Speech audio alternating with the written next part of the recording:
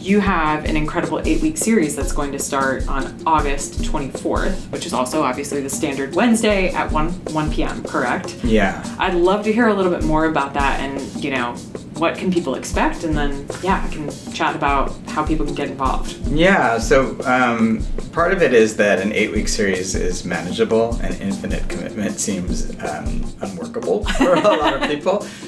It's also how I got back into mindfulness practice. Oh, wow. I would say there's kind of a break between like martial arts, meditation, and working in modern life and really having a formal practice.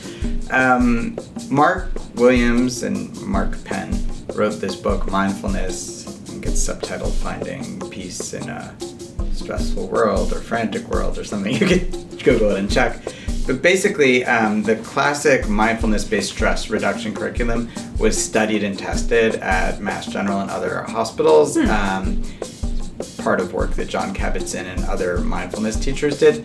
They kind of tried to create a curriculum that they felt was all-inclusive and incorporated different mindfulness practices in a rigorous way, and then studied it. And they found that this was well-suited and geared to use mindfulness to dramatically reduce the stress of participants in short segments. And it seems like a good thing to do here, a kind of tested, vetted, scientifically approved way to use mindfulness to reduce stress. So this program is going to be grounded in that same study? Yes, okay. We're going to do the practices that they did. So there are fundamentally 3 sorts of meditation practices. They don't lay it out as clear in the book, but I will for you. One of them is a focused awareness. That's basically what people are probably used to, of being with breath. But it could be any object of attention. So if we were walking, it might be the feeling of the ground on our feet. Some object of attention that we stick with and chart when our attention wanders. We don't prevent it from wandering. We notice when we're elsewhere and return. That's focused awareness. And there's open awareness, OA, which is another practice people might be commonly familiar with. Let's just sit and notice. Sometimes yoga instructors like this, just notice. Yeah. So that's just, we're noticing where our attention is moment to moment without any focus. It's a broad field of vision as opposed to a narrow field of vision. And then there are loving kindness meditations where we try and generate positive affect and emotions and feelings, either to ourselves or others or just generically. So these are the 3 types of practices that exist in the 8-week module. So there are different practices from week to week, but a big part of it is getting people to break habits. So there'll be homework assignments that go with the practice. Okay. So you might be noticing your attention, and then the habit breaker or homework practice that week might be like, use different roads to get to work.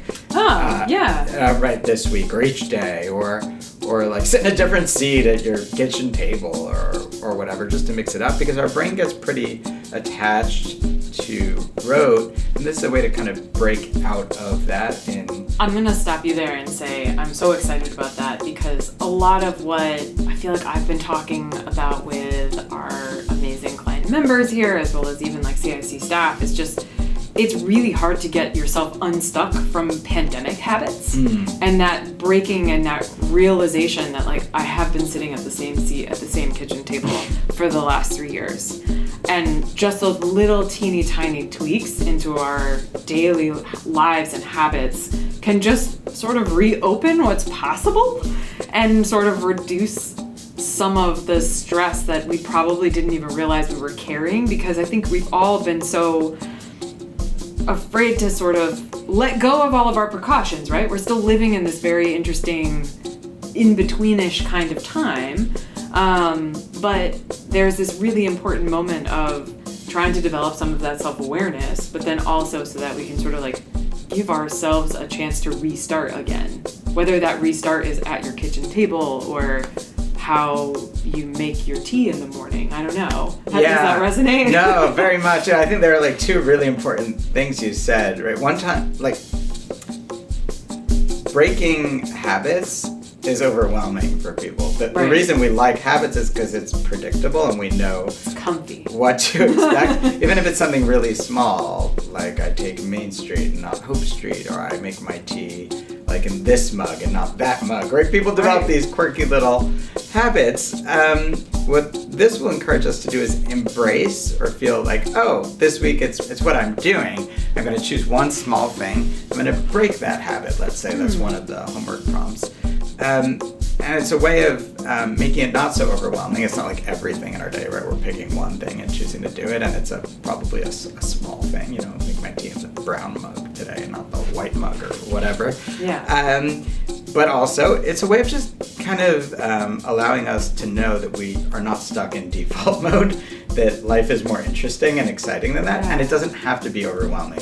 That's interesting. So that's a big part of the built-in for that 8-part series. Are there other, categories of mindfulness that it explores? You mentioned focused awareness, open awareness. Yeah, so the body, I think, is the thing that really we haven't spoken about yet, which is going to be important. In the early weeks, body scans come in, and these are often a little challenging for people, actually. You might want to describe what a body scan is. Yeah, so a body scan is basically the instructor, in this case me, I'll kind of prompt you. We'll be sitting, and we'll bring attention probably first to the sensation of feet on the floor, just kind of noticing moment to moment the difference between feet or the similarity, any changes.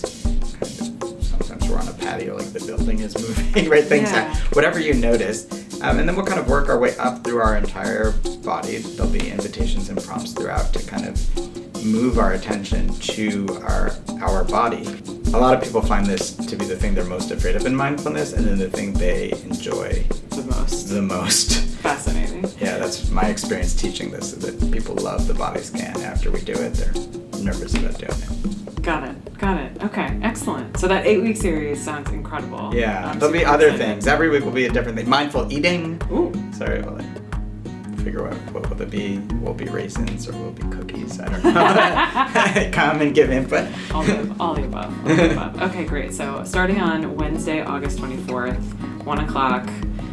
If it's raining outside, it'll be in Hope Island. If it's beautiful outside, will we be outdoors? I think so. Okay. That's the hope. All right, so either the terrace or Hope Island, either way on the 3rd floor. That's excellent. Can't wait to see you there.